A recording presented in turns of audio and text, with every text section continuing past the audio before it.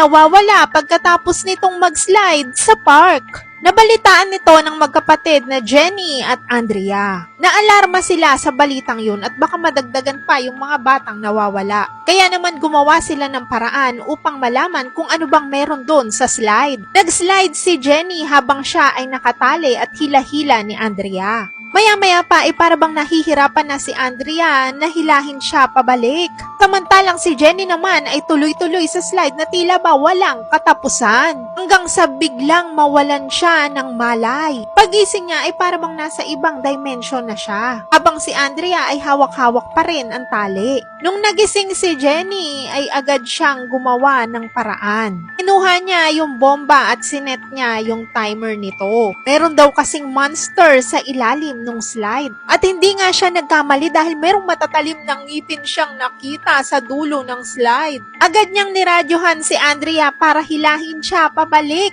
Tumawag pa nga ng kaibigan si Andrea para samahan siyang hilahin ito. Pagkatapos nun ay napasabog nga nila yung monster at na-rescue nila yung batang nawawala.